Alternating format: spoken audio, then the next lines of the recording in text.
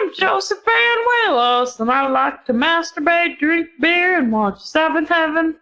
Not always at the same time, but most of the time at the same time.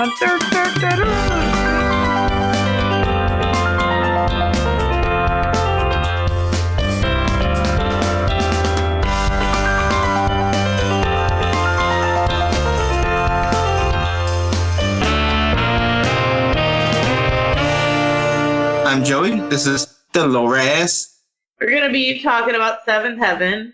It is, of course, an Aaron Spelling production. It's our first Aaron Spelling show. Aaron Spelling, of course, is the godfather of teen dramas. You know, he's the beast. He has done Charm. He has done 90210. He was behind Saved by the Bell. He is literally... Wait, was it? He was. Why do you think Tori Spelling was in that show? She was in, like, a few episodes, but, like, he didn't, like, do anything with, like, Saved by the Bell. Because, like, Tori played Screech's kind of girlfriend. Oh, snap. Oh, snap. Vindication. Tori Spelling appeared in Saved by the Bell seasons 2 and 3 and played Screech's love interest, Violet Ann Bickerstaff. Her father, Aaron Spelling, was a producer on the series. Boom! Boom! The internet is our god. And I think that you are dismissing the word of our god that has bestowed upon us information that Aaron Spelling was a producer on Saved by the Bell, so his weird-looking daughter could have a livelihood. Because Tori Spelling, let's face it, she's really lucky her dad had money. I found Tori Spelling kind of attractive. Oh, God. Her weird eyeballs, her weird titties, and everything. Like, as a teenager, it's going to give you a complex. She stood next to Kelly Kapowski. She was next to Zach Morris. She was next to the super hot twins, Brandon and Brenda. She was next to all these super beautiful, like, hyper beautiful people. Like, Tiffany Amber Thiessen walking down the street, it would be like, hey, man, that's a really beautiful lady. And it would be all like, and then you saw her weird-looking friend, Tori Spelling. Get out of here, Tori Spelling! Ooh! You would knock her off the ground, like, get out. Might kick her a couple of times. Because, like, again, I found Tori Spelling attractive, but in a weird way. Because she's not conventionally good-looking. She's not. People like Tiffany Amber Thiessen is a traditional good-looking person. AC Slater, traditional good-looking guy. Tori Spelling is not conventionally good-looking. She looks like an alien.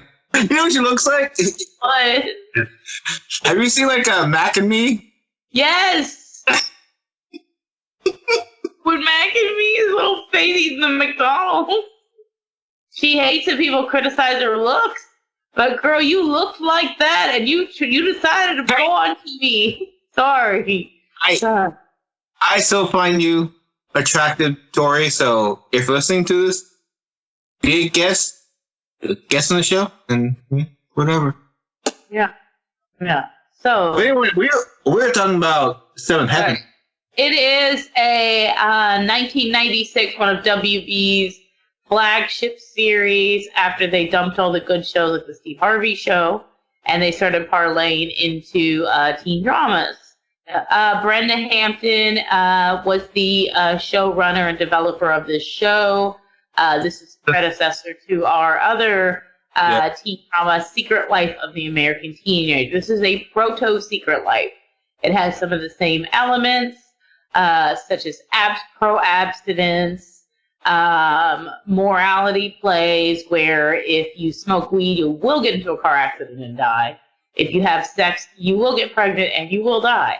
And if you even think, if you want to have sex with your sister, you go to medical school and become a doctor like Mr. Matt Camden. So like, here's what I like about the show, too. what I guess is like Brenda Hampton's overall thing in like making shows is whenever she makes people seem like they're great human beings, you see their faults. And you see this with like Annie and like the Reverend. We are focusing on 5 episodes. It is a show about a minister, Eric Camden, his beloved, intrepid wife, Annie Camden, and their 5, and then towards the later season, 7 children: Matt, Mary, Lucy, Simon, and Ruthie. And this, we kind of are focusing on mainly the early seasons. Yeah, because I feel like early seasons. Yeah, because the show has a terrible death, like spiritual death of the show when Jessica Biel, Mary Camden, leaves the show. Well, so like it is definitely one of the shows that I've always said that really did jump the shark, and they did the cliche also like I had a kid type of thing. Yes. Ugh. They did like both of those things, which is really bad. That's why I have never finished this entire series. The third or fourth, it's like the third or fourth season they have the twins, and it's also around the time that Jessica Biel's star begins to rise. And Jessica Biel was under a morality contract with this show. So like hot, it's like I'm gonna star in this like remake of Texas Chainsaw Massacre. I'm gonna show you guys. I'm gonna be so like good looking. Justin Timberlake's gonna date me. And he did. And then he married her. And so it seems like she did the right thing. You ready, Dolores? Can't wait to get you on the phone, good looking.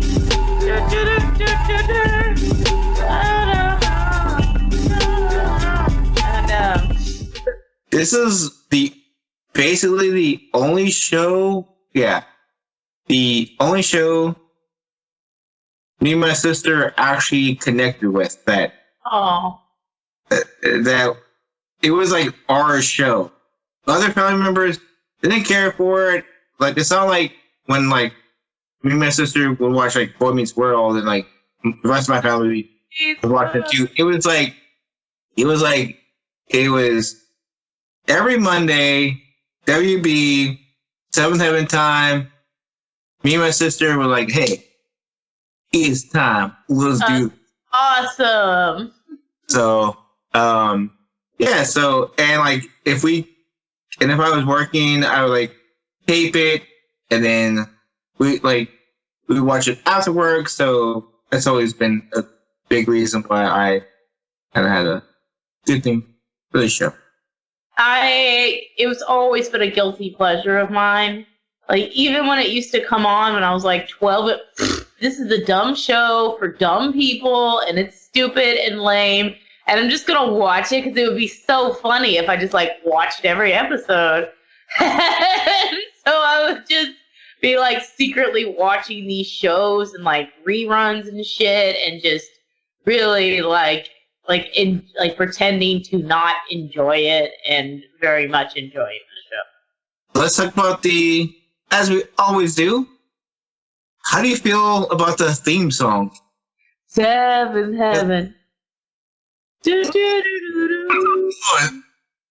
And Mary Camden, like, hair back in, like, the middle of it, like, just that crescendo of hair, because Jessica Biel is just so pretty.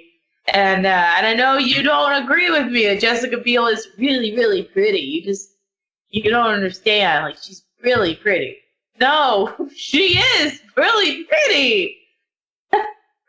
I know she's no Annie Camden. But Jessica Biel is extremely pretty. Where do you go? It's one of those songs that every time I watch a episode, still to this day, I'm not going to skip that intro. I want to hear that song. No. Yeah. Where do you go when the world don't treat you right? The answer is home So one that you'll find. Heaven. It's so good. Sorry. I'm saying, like, if it was a catchy song and I was a big, lame person, I would just love that song. Well, I want to talk a little bit about the actors who are in the show. Andy Camden, Catherine Hicks. She was in the first Child's Play movie. She was Andy's mother, which is what I first knew her as. She's actually a pretty good actress. She's actually really good. Yeah. She's really good at this show.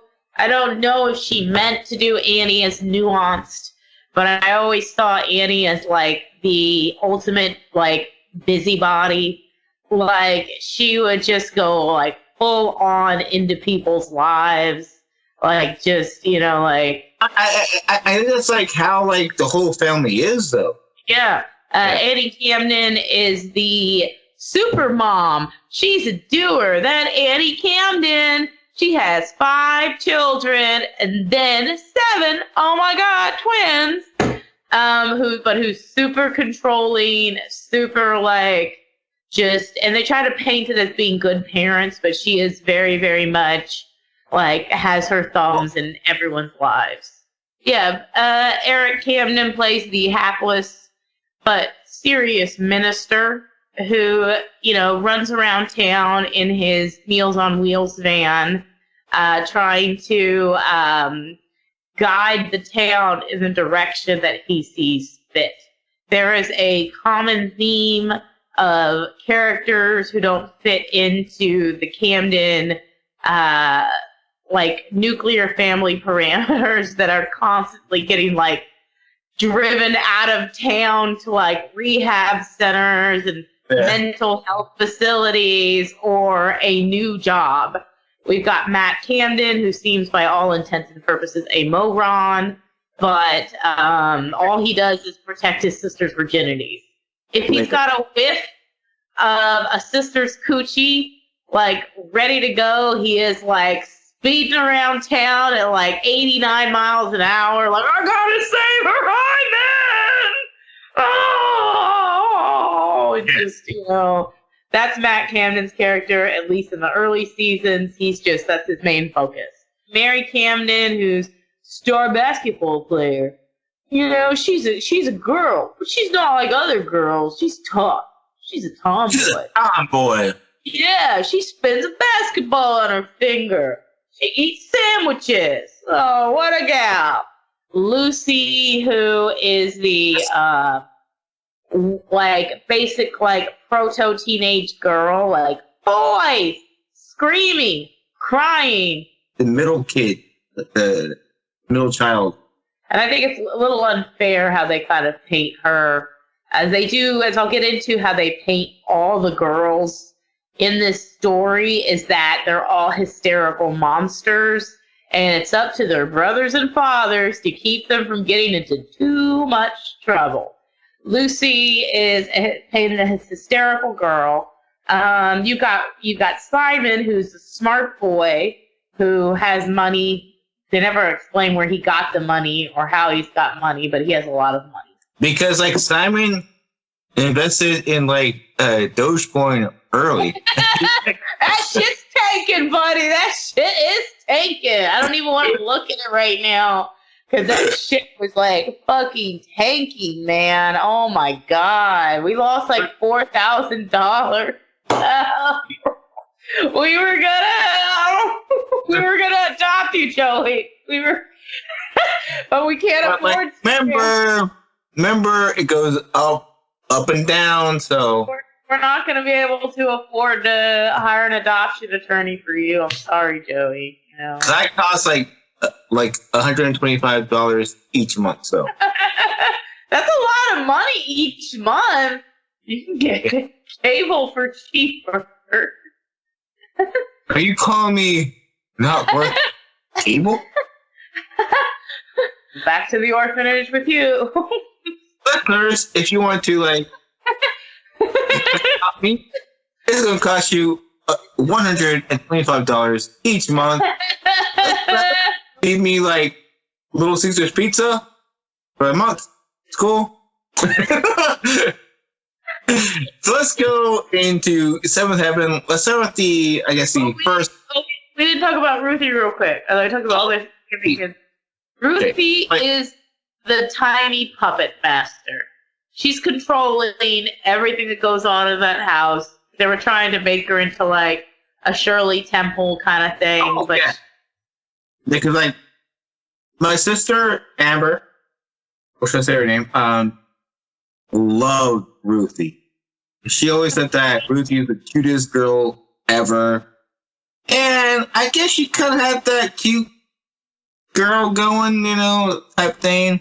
But in later seasons, when like Ruthie becomes a teenager, it's weird. I don't like it. Nobody does. She's wearing leather jackets and she's kissing boys. Nobody wanted that. Like, smart Alec, Ruthie, fucking baby. Stay a baby, stupid. And like the episode where Simon gets involved in one of those scams where he sells like greeting cards, but he can get like a tiny little tick doll. And Ruthie was like, "Why don't I just sell this shit myself and keep the money?" And he's all like, "But I like my multi-level marketing scheme." And so she gets a real tick doll and she buys it for Simon because she's all like, "Here you go, you cuck." And she tosses it at him and walks out of there. And, and Simon is like, "Well, thank you, Ruthie." Which, sorry, Joseph he's doing me the timeout. Doing me a heckin' timeout right now. I got a pee-pee. I'm going to get me a drink. 7-Heaven. The first episode, which was Anything You Want, You Got It. Anything you need, you got it, baby. They played that Rory Orbison song like 50 times through this episode. Little bit of trivia, it was actually supposed to be the theme song. But it could have just been they didn't want to spend the $10 for the copyright. So it ended up being the theme for the whole episode, which was the show. This episode is really bizarre. Like, it starts off with the parents in bed, Eric and Annie, on a Saturday morning, and all of the little kids come in to, like, hang out with their parents and demand breakfast. And then Matt busts in, like, "Hey, Mom and Dad sleep late on Saturdays." Wink. I think that is a perfect setup for the show because, like, I know a bunch of pilot episodes, they seem off from the rest of the series. I feel like this one is not that off. Yeah, I just feel it's just a little bizarre that this teenage boy was so acutely aware of his parents' sex life.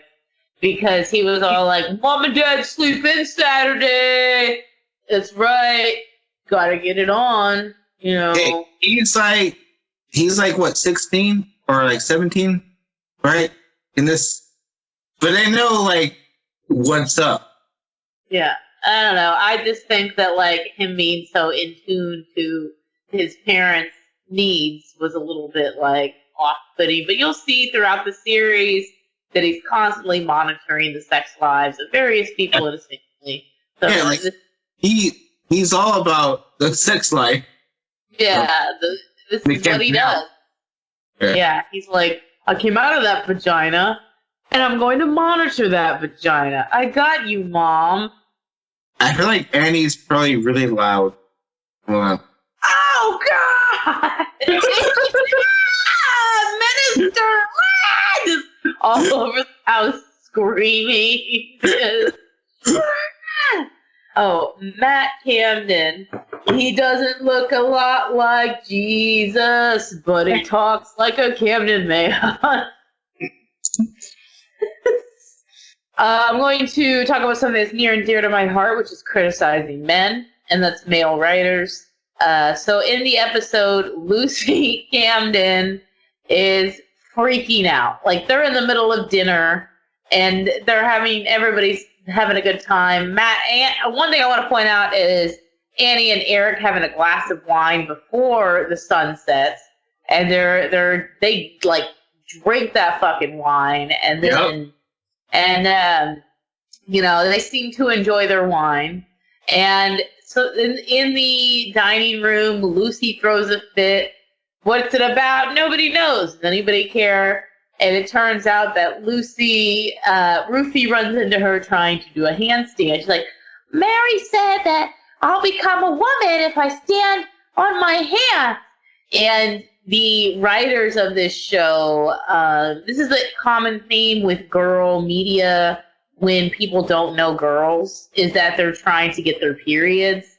No girl in the history of girls has ever tried to make that happen, unless they're pregnant. This was, so again, I'm not like a female, obviously, but there were a lot of shows that like really pushed this thing where the girl was, wanting to get a period, blah blah.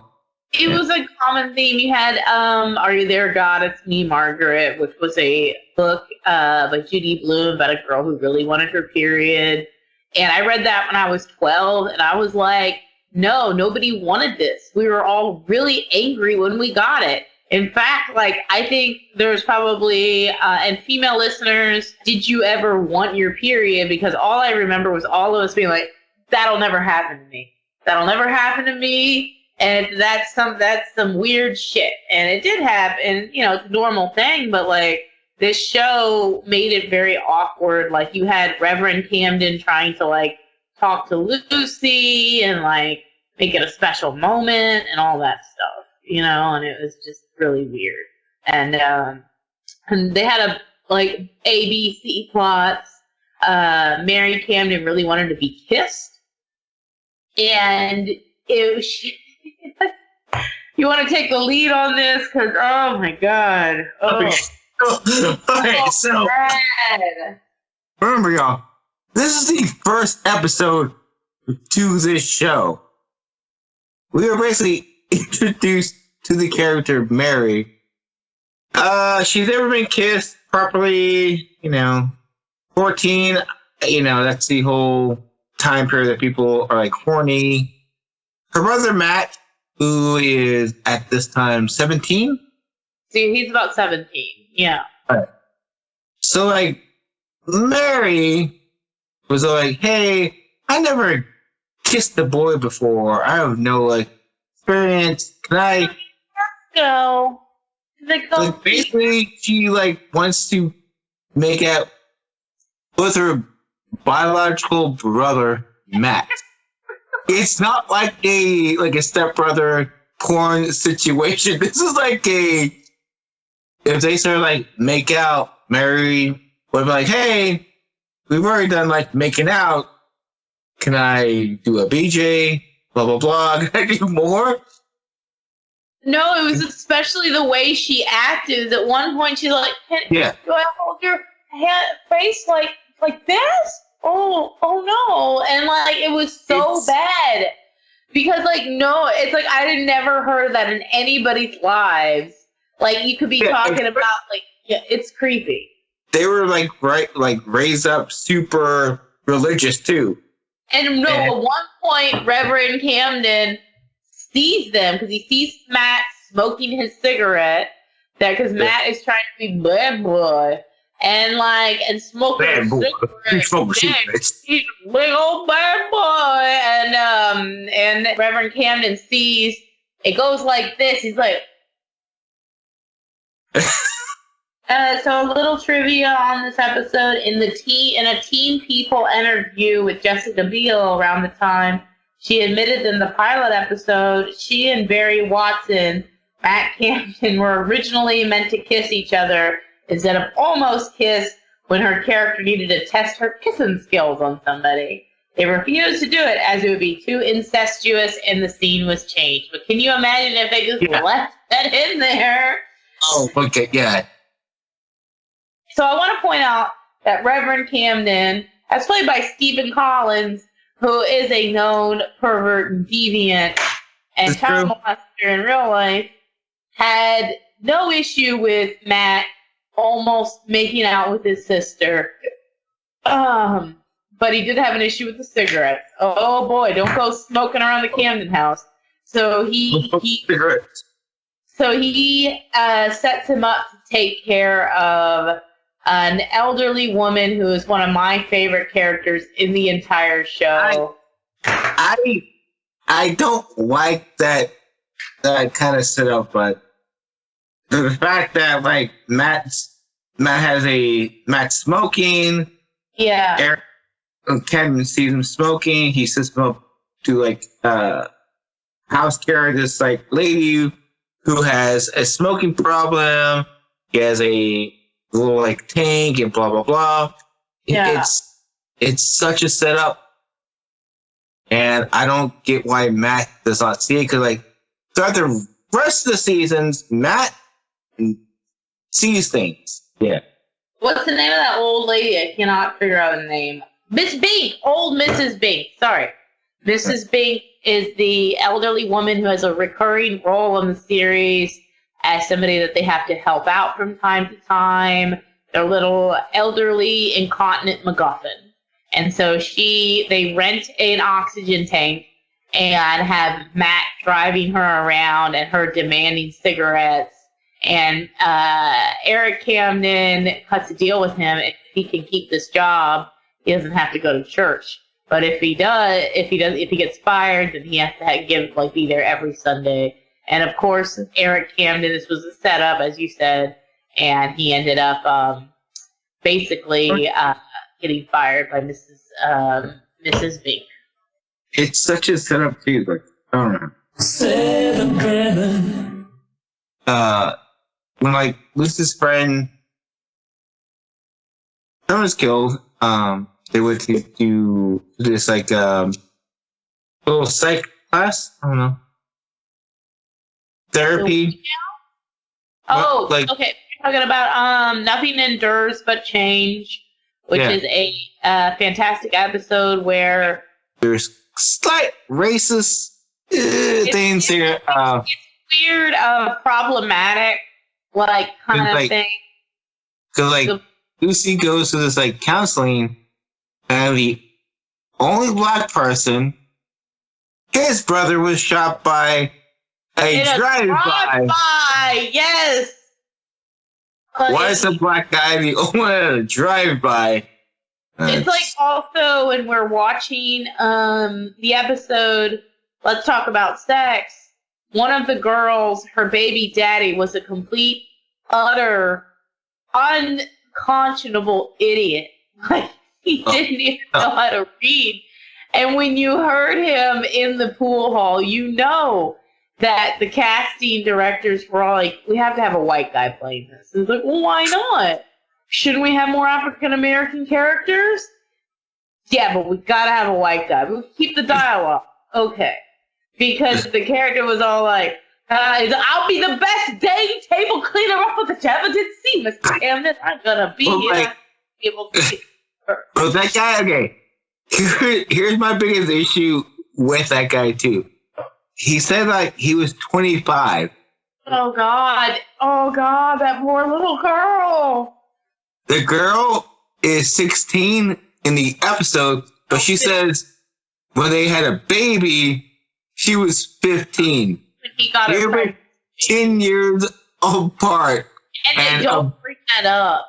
25 and 15. That's a big difference. That is something that if you had it on the air today, it would be just utterly... This show would have been canceled in 5 minutes. It would have been canceled, buried underground in a Superfund site, and then that site would have been set on fire, and then a, scorched earth. They would have just... Nobody would have been allowed to enter that area where this show is buried for 100 years. That's it. We're buried this show, and you can't go near it 100 years, everybody. And I'd be all like, can I just watch it a little bit? No. That's it. Just this fun, ironic goof. Not a goof. Like the show. I wanted to go into my favorite. I think season 1 had some really good moments in it. I liked The Color of God. Saturday was a good episode. On the episode Saturday, Mary doesn't want her family there at the basketball game, play basketball. And that kind of highlights this show is really like the Camdens don't like anybody outside of the Camden family. Every time Lucy or Mary or make a friend, that friend actually like disagree a bit. Because okay, so like the Camdens are very judgmental, yes. Oh, they love it. That's their heritage.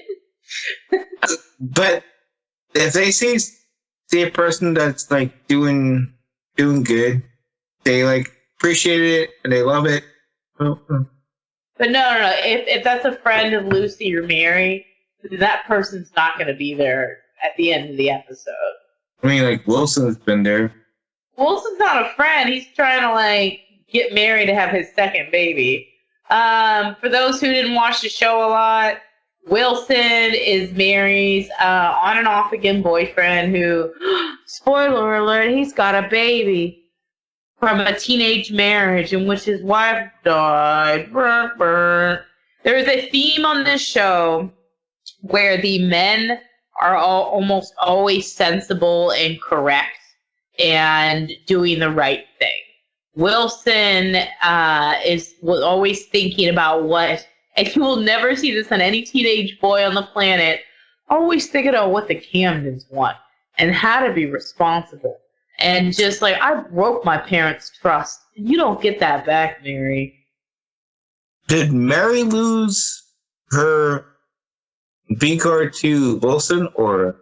I have no idea. Like, when they kicked her off of the show, it gets a little bit muddy. And, and any time you had a character have sex on this show, they're getting somebody pregnant or they're dying. So, Wilson's baby mama died in some terrible, horrific, car accident or illness or something. And during the pregnancy.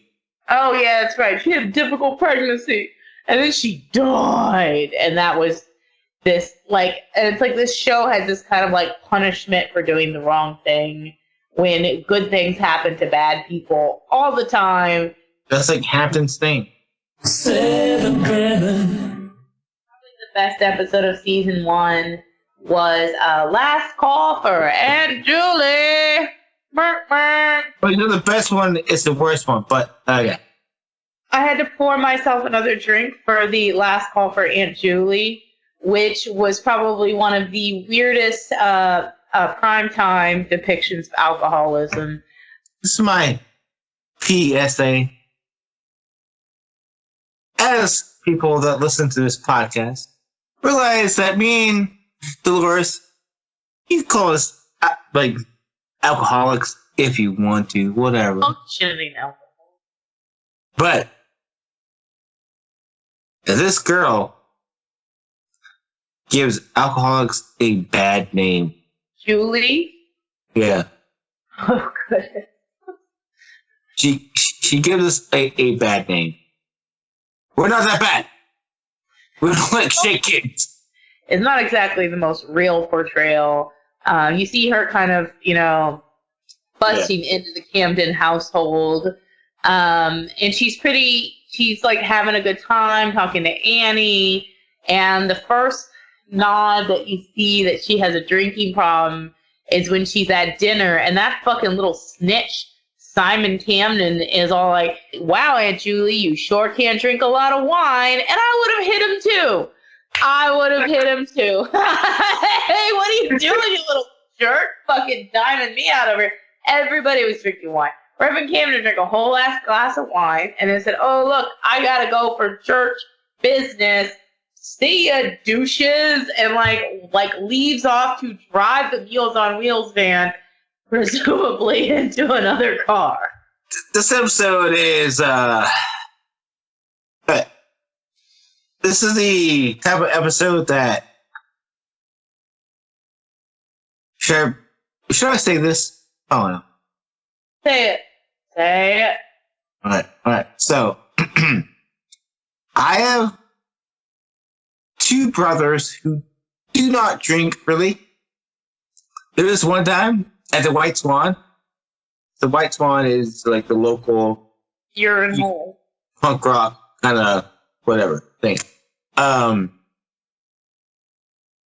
was asked by like both of my brothers to say, "Hey, walk a straight line, walk this little like, thing in the road, and then walk it backwards." So, okay, I did it. Then Hector like showed up, was like, "Hey man, can you do it again?" And I walked it, and I walked backwards, and then like I said, "Okay, Hector, do that." Hector does not drink at all. He's never had a drink in his entire life. And then Hector messed up in the first few steps.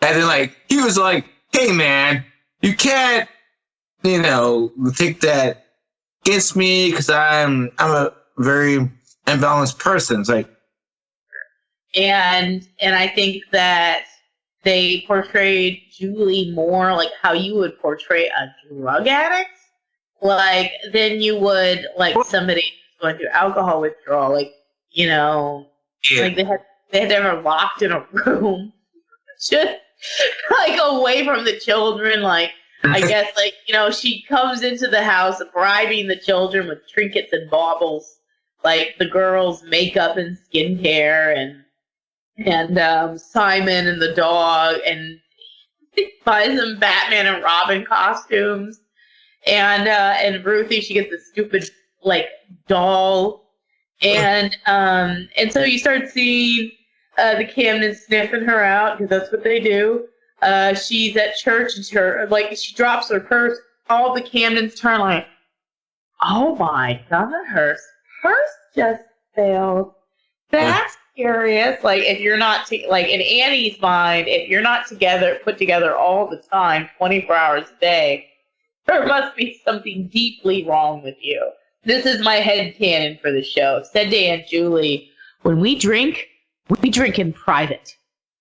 End of story. And that's like probably coach Julie on drinking in private away from people, because how do you have 5 kids and you're not drunk 24 hours? Because like they're super Christian, they don't use condoms. That's why.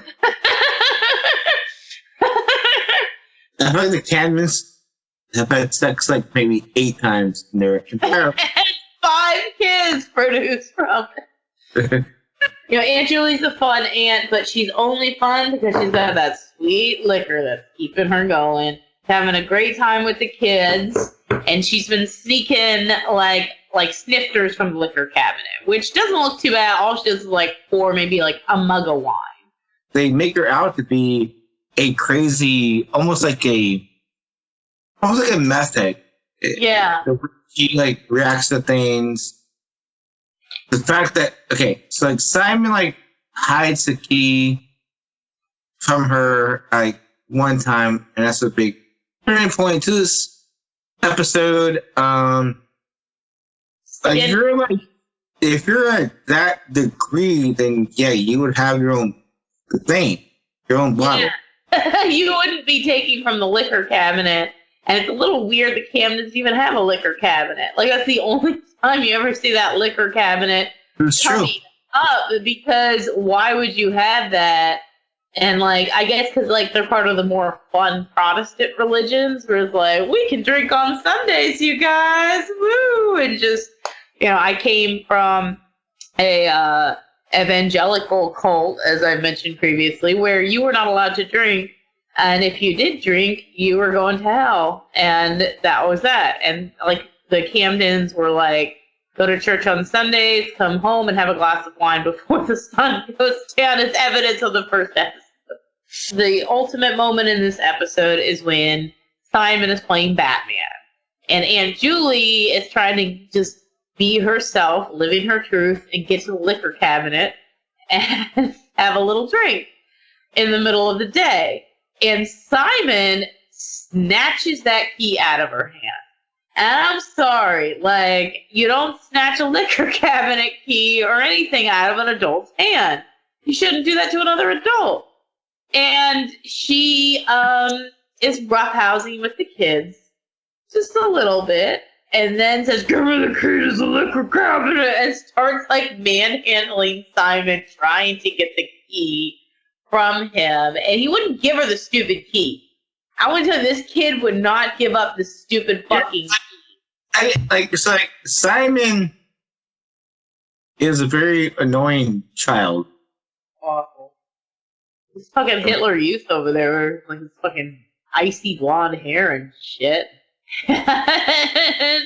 And so Aunt Julie gets a little annoyed with him, and then, "Give me the key to the liquor," and she starts like pawing and trying to get it, and he won't let it go. And then Ruthie's going, "Mommy, mommy, mommy!" All of a sudden, Annie comes out and, "Stay away from my children! Get out of my house!"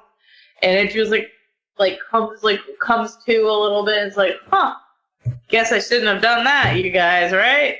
And then she disappears because Annie throws her out of the house.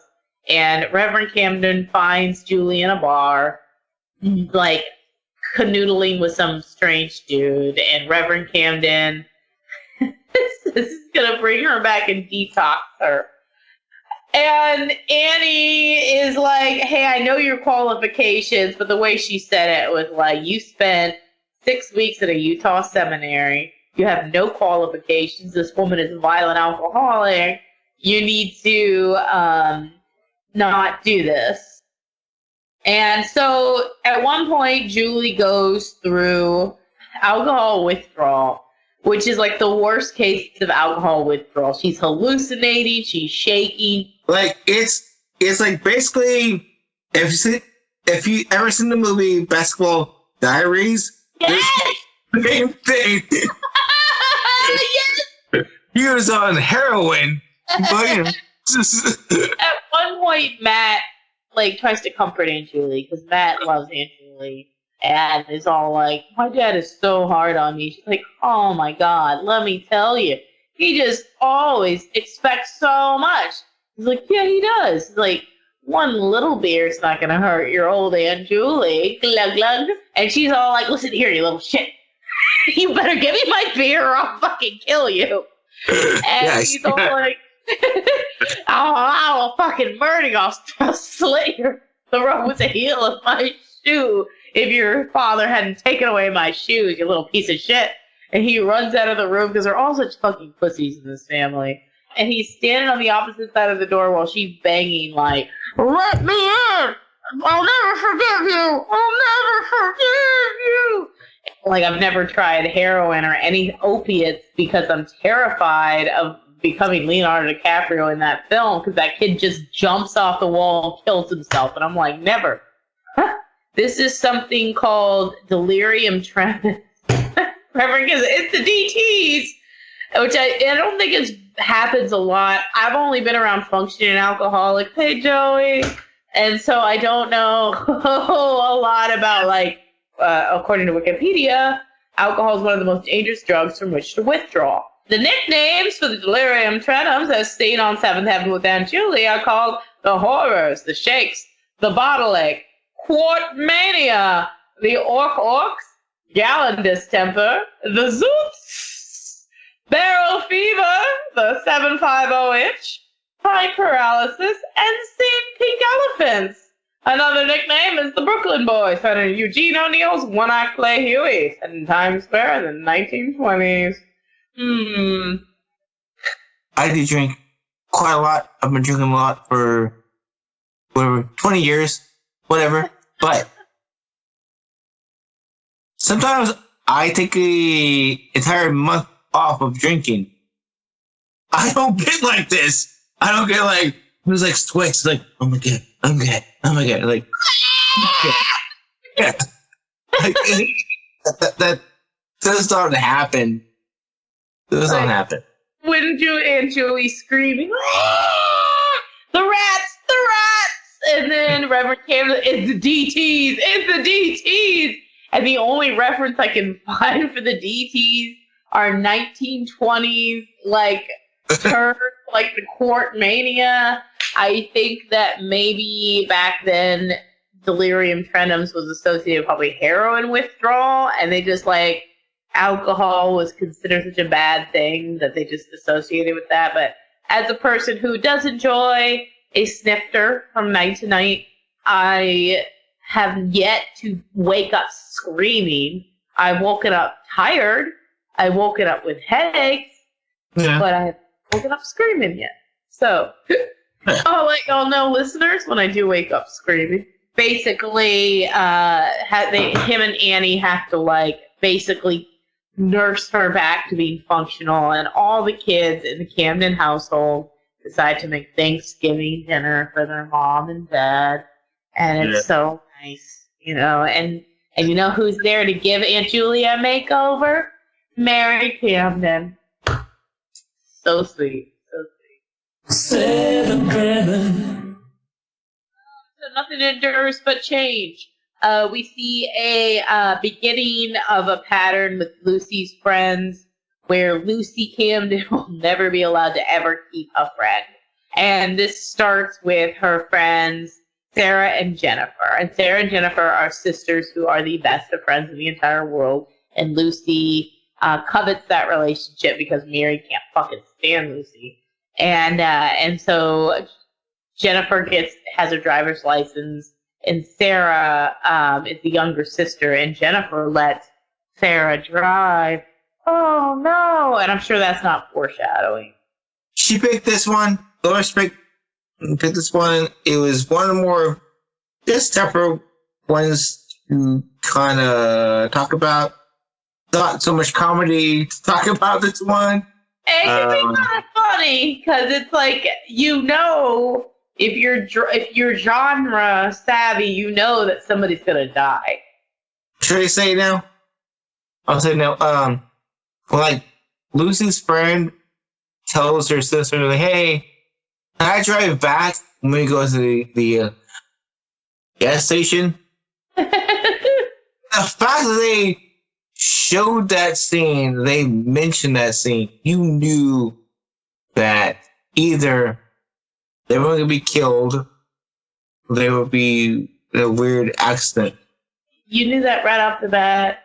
You see Matt Camden being his paternal weird guy again, because he drops Lucy off at Pete's Pizza. Pete's Pizza becomes a constant kind of like figure, like almost like Moe's Tavern in The Simpsons. So Pete's Pizza shows up. It eventually employs several Camden children at various times. And Lucy really, really wants her new friends to drive her there. Lucy's friends were like, hey, let's meet up at like Pete's Pizza and then let's go somewhere else. Lucy calls Sarah to say, hey, my parents say go to the pizza place. This is like a common problem for kids with overprotective and religious parents. Is like, hey, my parents say that I can go get ice cream. And then you call the friend up and they're like, hey, we're not going to get ice cream. We're going to do drugs. And it's like, can I still come? But what happened really in this episode was that Lucy's like, hey, I can go have pizza with you guys. I got permission. And they're like, oh, we're not going to get pizza. We're going to a burger place 30 miles away that a lot of kids from different high schools meet up to go to. And Lucy is jazzed about getting picked up. Matt senses it and like, go to the pizza place and go there. And Lucy does not. And outside, a terrible car crash ensues. And spoiler alert, it's Jennifer and Sarah. And Sarah, Lucy's best friend of the week, because you see these keep happening, winds up dead. And Jennifer winds up as played by the girl who played Gia from Full House. She was in Stephanie's band? Oh, yeah. Mariska Sokoloff or whatever. She was in everything for a really long time. At the time, she was the perfect, like, kind of troubled white girl type look. Yeah. Marla Sokoloff. That's her. Oh, yeah, she was a super cute girl. She was in Shut Show's Full House, Fuller House. Dude, Where's My Car? Sugar and Spice, where she played a wannabe cheerleader. Here's some interesting trivia. Marla Sokoloff, who played Gia Full House and Jennifer here, was originally cast to play Topanga on Boy Meets World before she was replaced with Danielle Fisher. Oh, nice. I was supposed to be the girl icon, and I was supposed to be the girl that like a bunch of guys like jacked off to. It could have been me.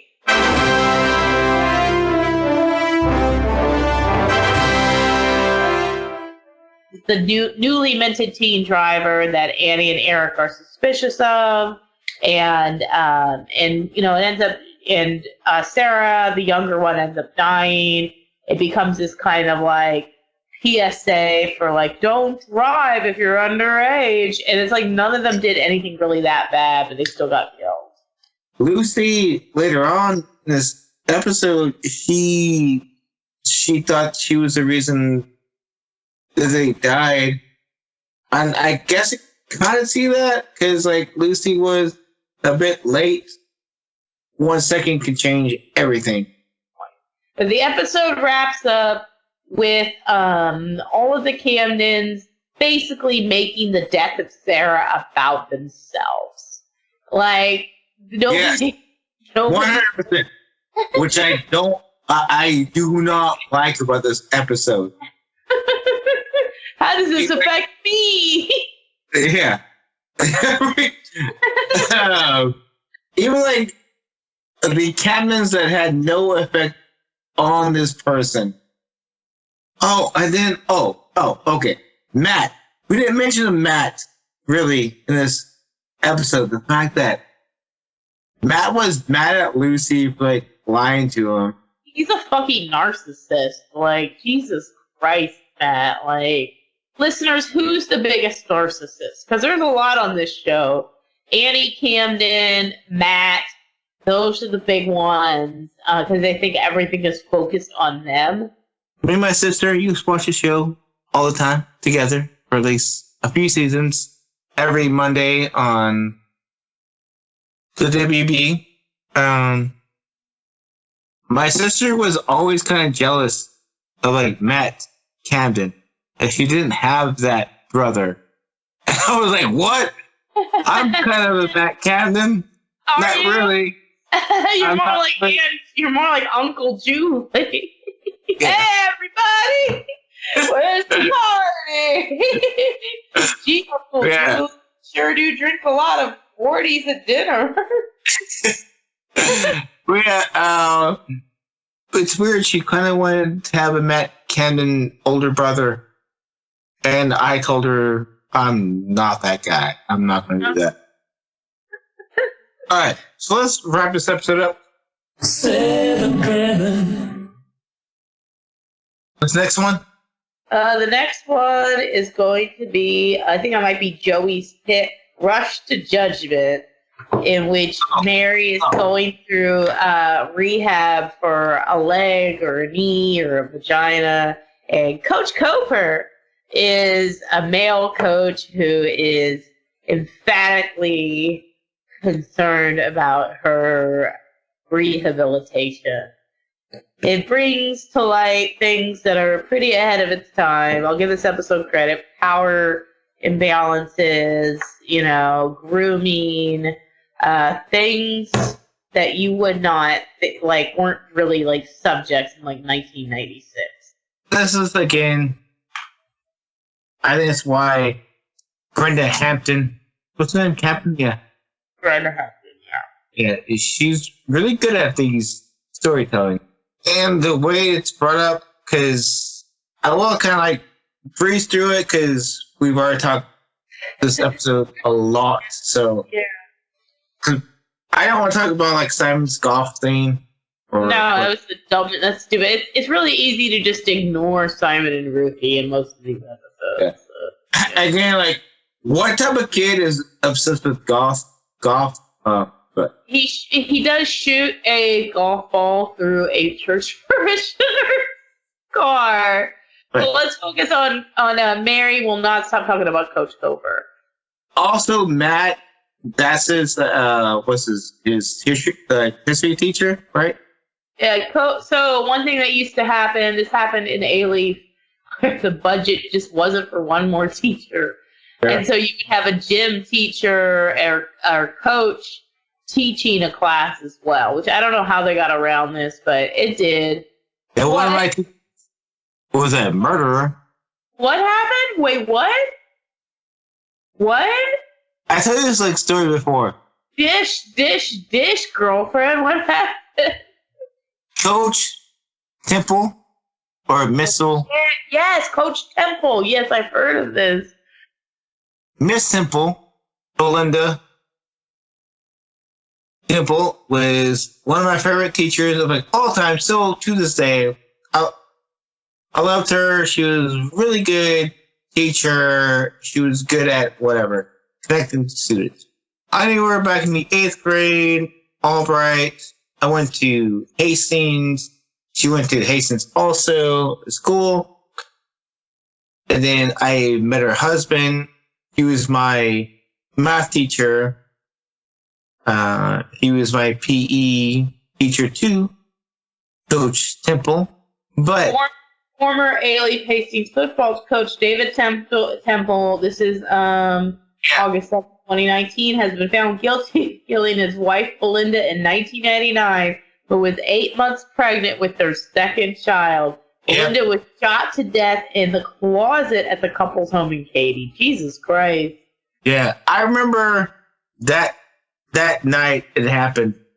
Because, again, as I said, Miss Simple was I always said, like, my top 5 favorite teachers ever. Prosecutors say Temple went out of the marriage to marry another woman, so he killed his wife and staged a break-in. He was having an affair with a young teacher at the school where he coached football. People, do not have affairs. Your partner will be murdered, and you will be convicted. Sent you to jail for the rest of your life. But anyway, back to the episode. Coach Coper, who's another Coach Temple type character. It's like Mary's like, she's like saying like Coach Cooper's like this great coach. He's like telling her like, hey, her knee's gonna get better.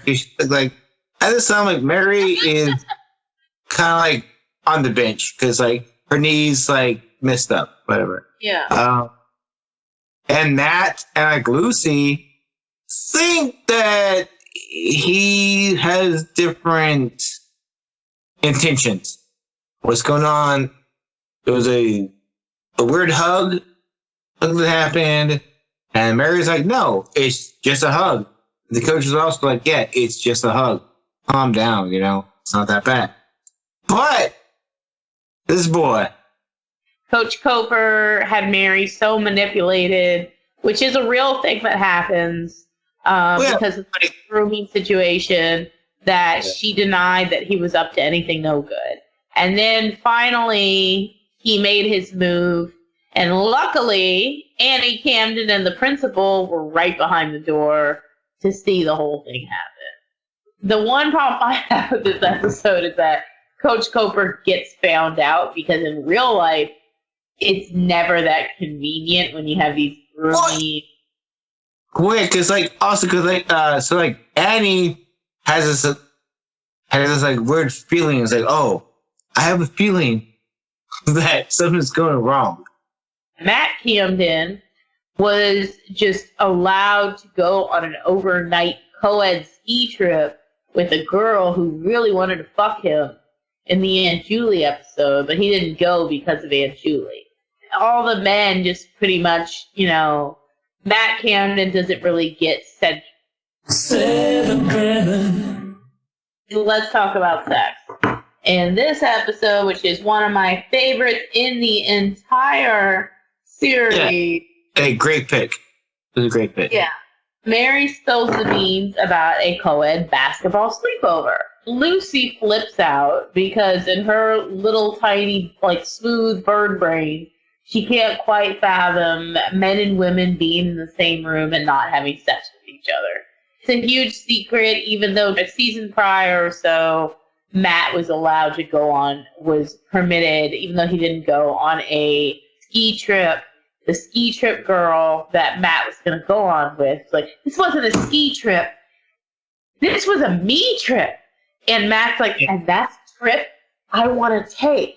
And it's like, Matt is just, he's fully allowed to, like, make these decisions. Throughout the series, Matt does deny sex a lot. When he was in the parking lot, he's trying to find out, like, how should he do, like, his sexual project. And there's two, like, hot girls in the parking lot saying, hey, Matt, what's up? You got your project done? And, like, he's all like, no.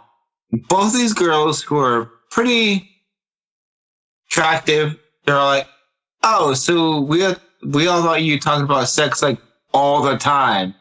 And then, like, no. Now, what I love is that Lucy feels when she finds out that her cute little, like, pretty mouth boyfriend, Jordan, who's got them fucking big DSLs, by the way, she finds out that he is, oh, Lucy. It's like, this show had a pattern of casting boys who, no offense to her, were super fucking pretty compared to Lucy. Compared to guys and girls, the guys were way better looking.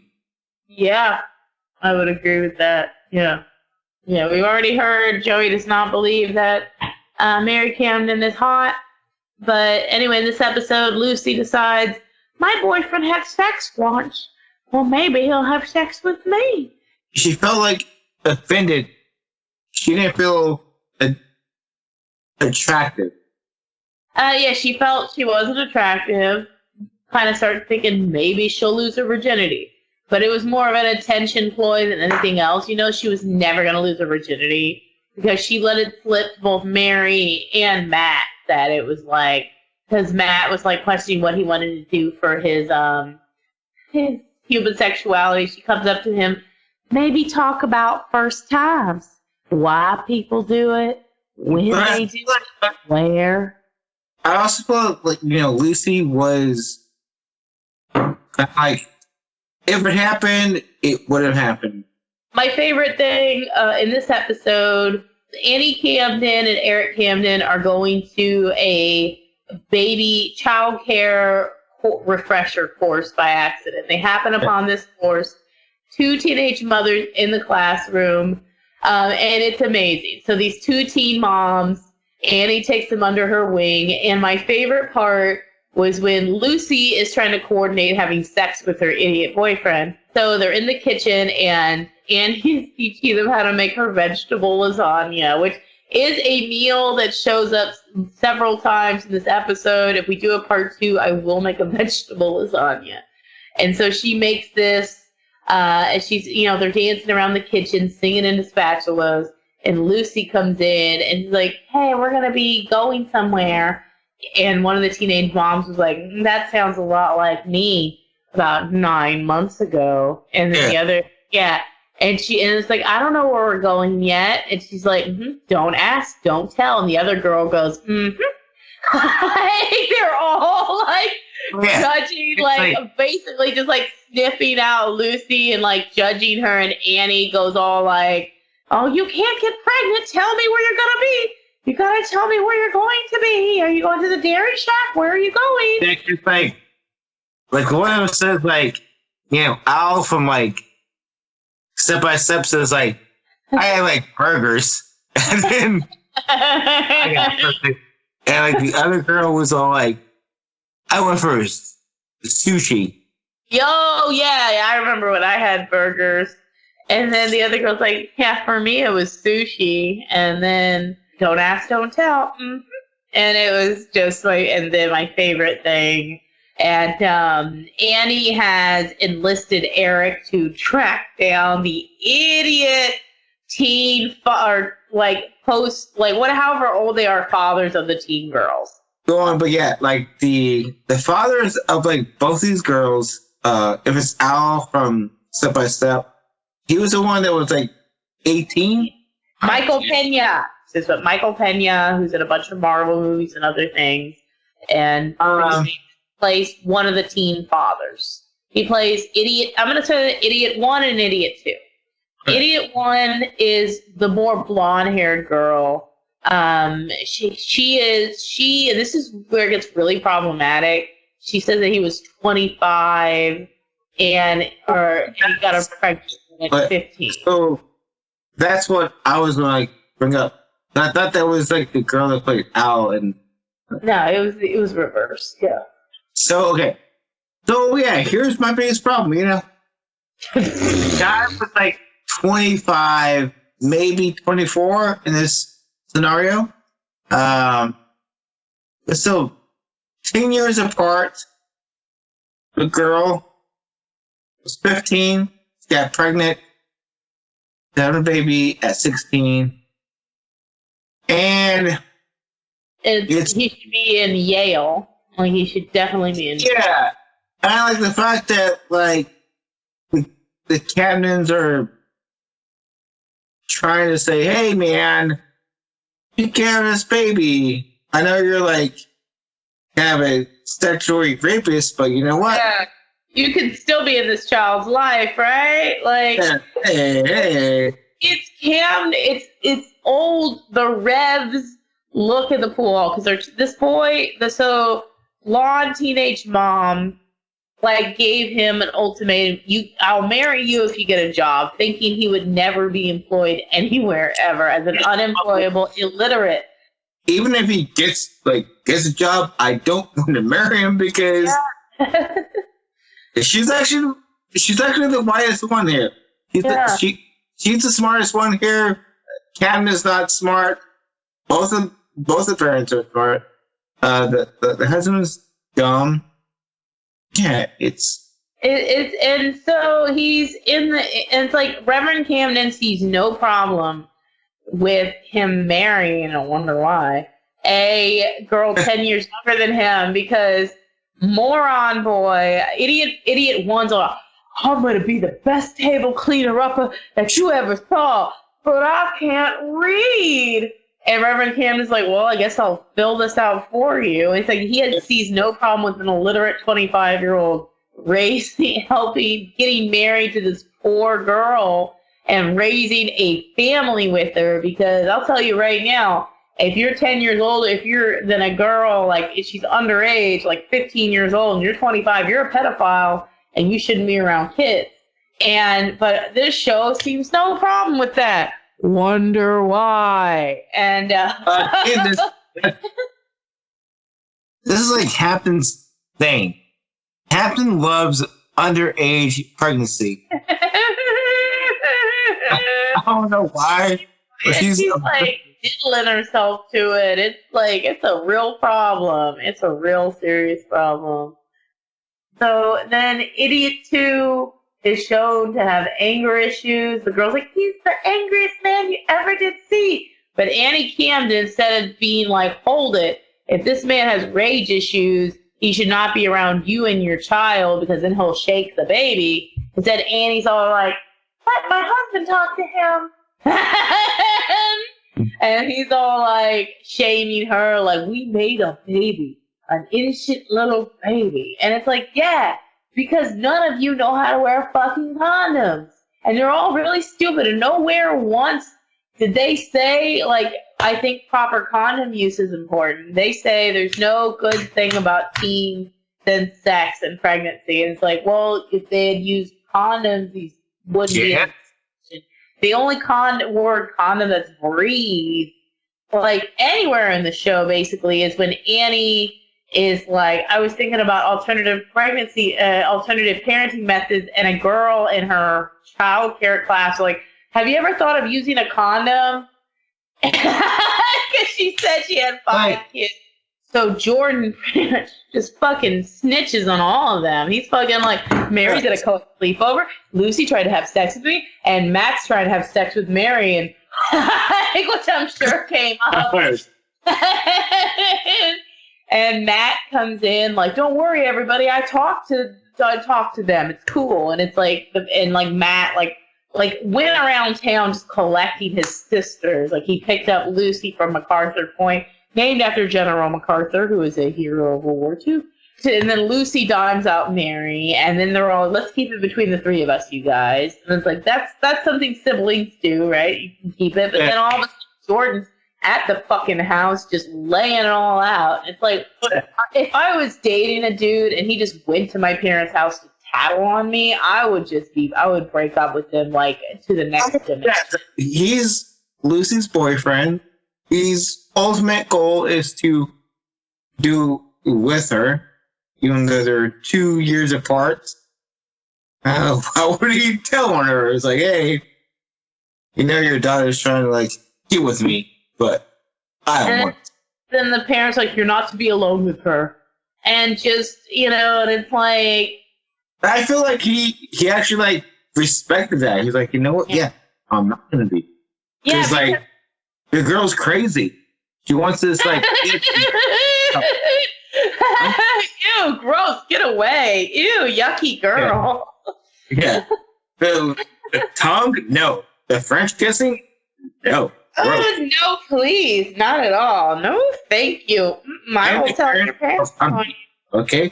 Because every time Lucy was trying to, like, tell him, like, be cool, he would tattle on her. She's like, we're not going bowling. Well, we're not going bowling, everybody. And just, it was like a... So, like, I, like, also feel, so, like, during this episode, he said that he's had sex before and stuff like that. I feel like he was kind of lying. I don't know if that comes up later, but he sounded real about it, but it was probably just like what he or sex. I don't know. No, he probably just came in his pants and a girl made out with him, and he considers that sex. He's such a weird-looking fucking dude, like that fucking pouty mouth, just so gross. 7-Eleven. There's a lot to say about all of these batshit crazy shows. Thank you for listening, everybody. This has been an amazing 10 episodes. We'll see you again with the other 30-year-old teenagers, and y'all have a good night.